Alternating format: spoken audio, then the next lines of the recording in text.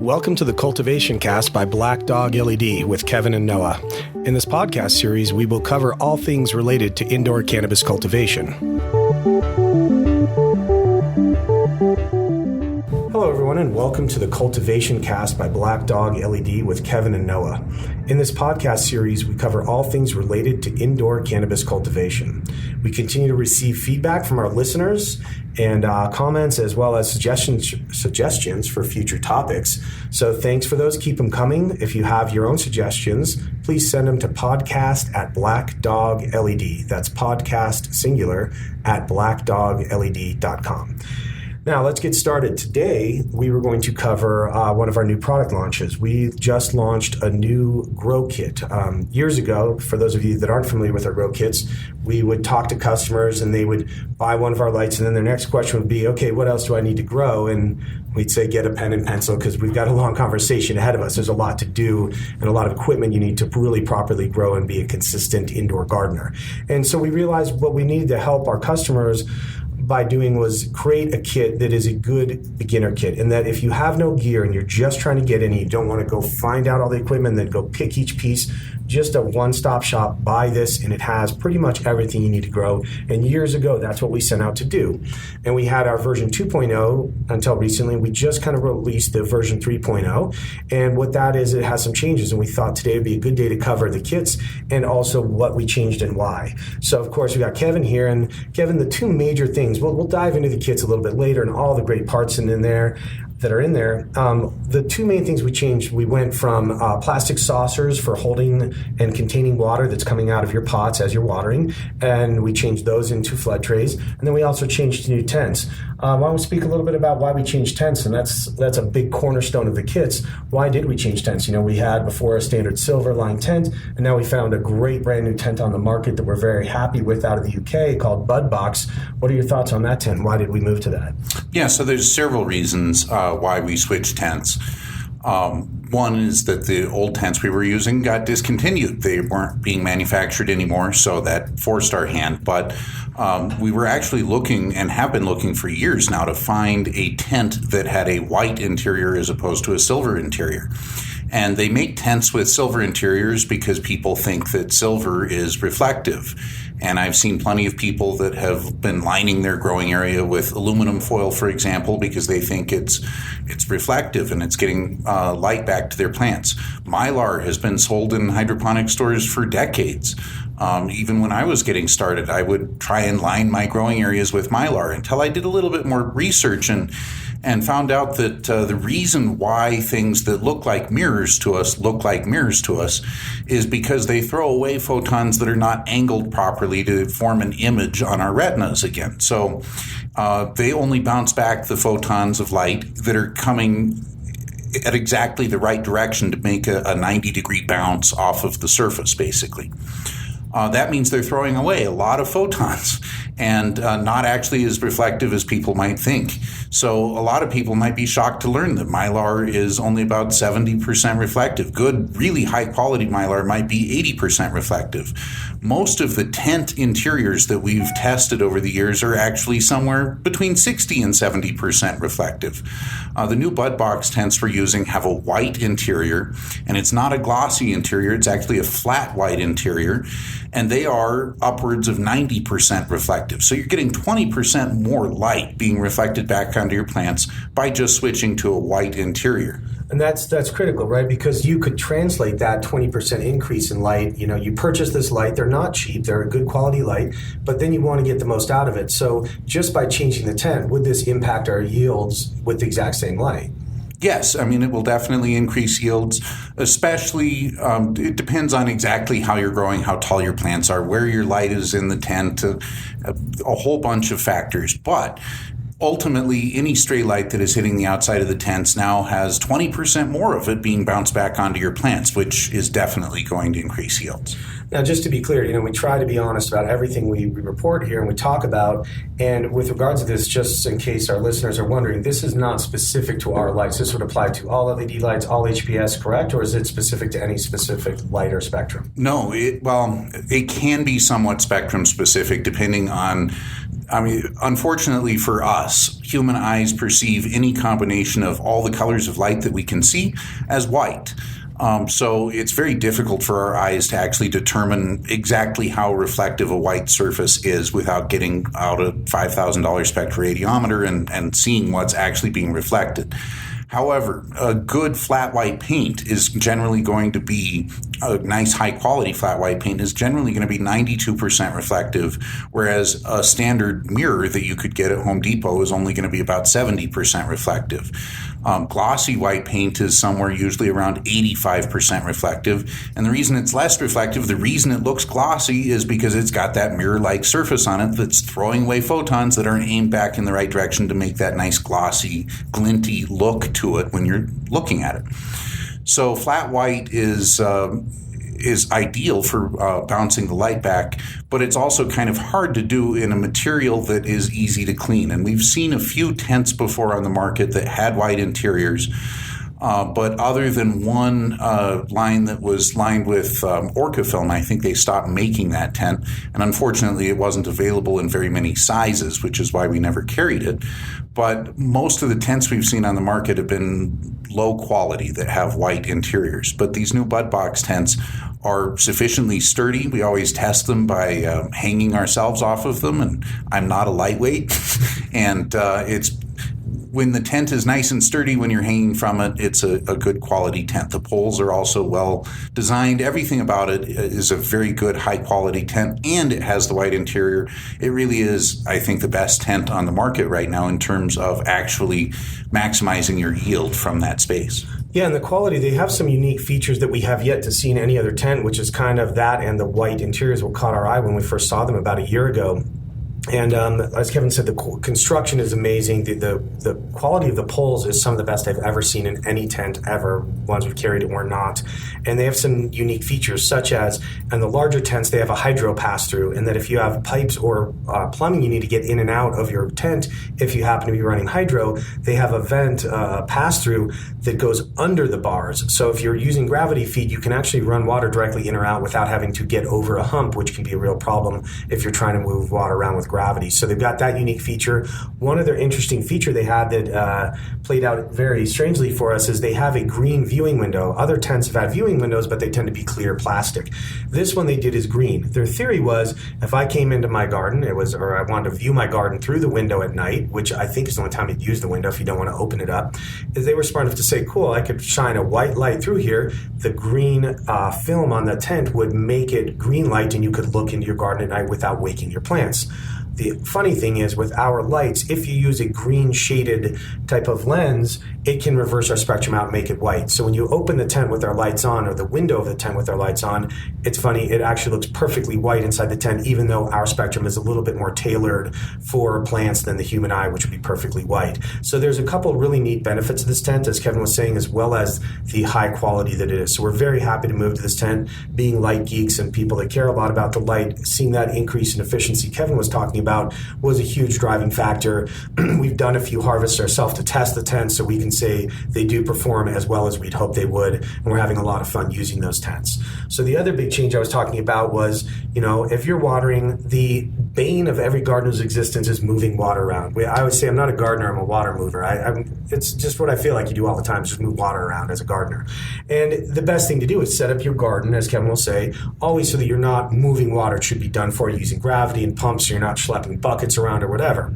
So you should set your garden up. However, when you're in a small space like a tent and you don't have a whole room like a commercial grow, it can be hard to deal with that. But we still have to get the water out of our tents. So originally we'd found really nice deep saucers, which you can't use shallow saucers if you're getting good run through and doing flushing and things like that to capture the water. But they're still hard. You got to get a hose in there to suck the water out, and it's still kind of hard, and they break and you can step on them.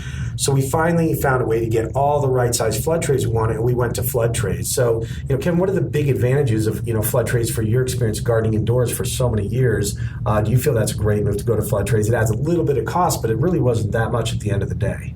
Yeah, so anytime you've got a lot of plants in one area, the more you can deal with them collectively as a group instead of individually, the easier it makes to take care of them. So if you've got one saucer for every plant and you've got 4 plants in a tent, that means you've got 4 saucers you have to suck out at the end after watering and get all the excess water out.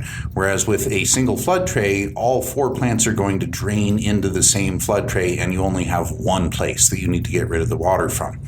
In addition, because the flood trays are nice and sturdy, you can actually even drill them. And if you happen to be setting up your complete grow kit in an area that has a floor drain nearby, because of this unique pass-through feature that the bud box tents have, you can also even drill your flood trays, put a bulkhead in there, and run a wastewater hose over to a nearby floor drain, and then you'd never have to suck water out again. They will take care of themselves and drain themselves automatically. So the flood trays have a lot of advantages. One of the other, there's many advantages, but one of the nice things about them is if you're watering and you splash a little bit with saucers, more often than not, you're going to be splashing onto the floor of your tent and miss the saucer. The flood tray, being covering almost all of your tent floor, is going to catch any little spills like that, and everyone's going to end up splashing eventually at some point. In addition, any dead leaves, things like that fall off the plants automatically fall into the flood tray and make cleanup a lot easier. So it's nice having a nice, thick, sturdy layer of plastic on the bottom of your tent. You can also walk in there with impunity. Again, I weigh over 200 pounds, but I can walk on these things and not break them. Whereas if I accidentally kick one of the saucers, they have a tendency to crack and break. Yeah, us already growing with them for about 4 or 5 months now, these new kits, and testing them out, making sure before we launched them that they were everything we wanted them to be. I can say, as someone actually doing some of the vacuuming, the gardening, and the moving of the water, it is a huge benefit. It's so nice to be away from the saucers and into something a little sturdy and more solid. So it is a nice improvement to the kit. Of course, the cornerstone of the kits are still our grow lights. And so what we've tried to design not only are all the parts, but the right size parts with the right kit. So for example, we only offer the 4x4 with the lights that are appropriate for a 4x4. You don't just get any light you want, you should get the appropriate ones. We also have build your own kits where you can take the base kit and remove parts if you have them. But again, the goal of these kits is to be a one-stop shop. What we've included are everything you need, things like we have a power strip that you plug everything into. We happen to know that power strip gets blocked by some of the other things you have to plug into it. So we've included the appropriate cords to fix that and make sure you don't have to run to Home Depot and go buy yourself a cord splitter or something like that.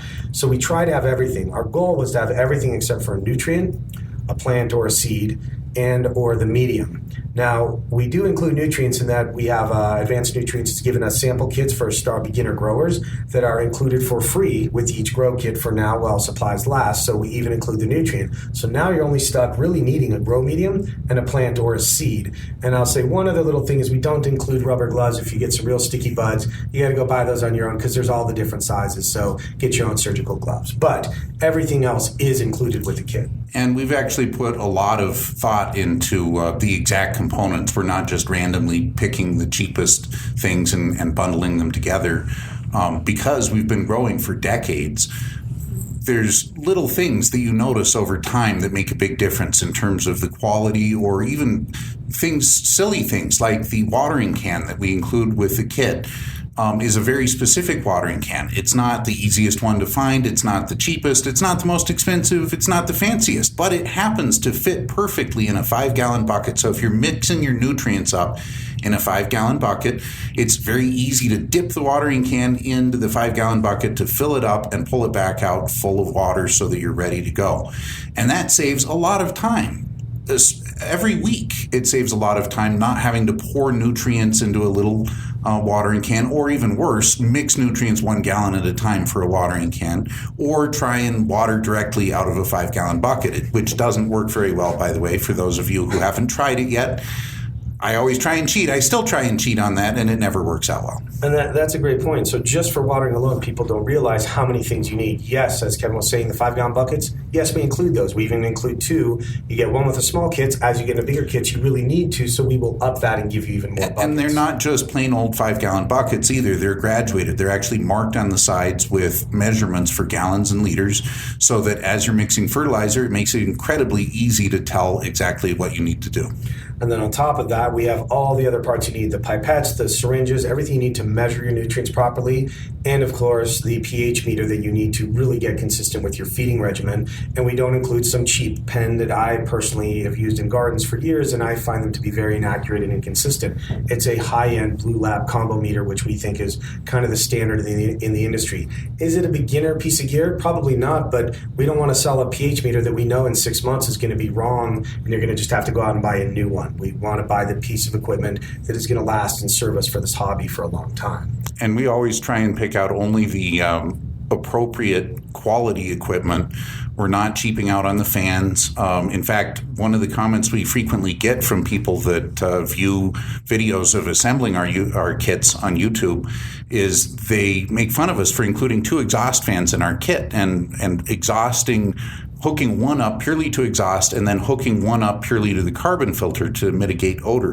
And we've talked about that in this podcast before, how we've discovered that if you're running a carbon filter 24/7 inside the tent, not exhausting the air from that carbon filter, but just constantly scrubbing the air in the tent and putting it back into the tent, you end up not only mitigating the odor a lot better, but also cleaning the air quite a bit in terms of keeping things like powdery mildew spores off of your plants. And you end up with much better odor mitigation. In addition, because the exhaust fan is only on when it needs to be on, we include a controller, a temperature and humidity controller that's constantly monitoring your grow, and it only kicks on the exhaust fan when it is actually needed to properly maintain the environment in your tent. So it can be set up to maintain the ideal temperature and humidity for growth in your tent, while the odor scrubbing fan is constantly running to minimize and eliminate odor 24/7. Yeah, and that's a good point. We have a lot of parts that not everyone might agree with, but again, we have the videos to back up why we're using those, and these are kits we have all grown with. These were built over years of trial and error and trying to find the right parts to fit in, and to be honest, some of these parts took us over a year just to find the part we wanted to fit and complete the kits. So it's a challenge, and of course, they are out there on our site. If you don't want to buy them from us, still, we tell our customers all the time, if you buy a light from us but you don't want the complete kit, please go look at the complete kits, though, and look at the videos, because it will give you ideas for your own garden, what you need, what you don't need, what good gear is, what gear you might not need, all those things. So it's a good way to at least learn. Even if you don't want to buy the kits, they're a great starting point just to educate yourself as to what you might need to grow, because a lot of people, again, buy a light and then they think they're ready to grow, and in fact, that's not even close to the truth. You really need a lot more gear. The light is important and critical, but it is not the only part of a grow. Well, and most people that have ever started any home improvement project know that you go to Home Depot, get all the parts you need, you come back home, you discover you need a few more parts, you go back to Home Depot, you get a little bit further through the project. I can't remember the last home improvement project I've not needed to go to Home Depot at least twice. Sometimes it's 10 times. But with the complete kits, we've included everything, literally everything except seeds or clones and soil.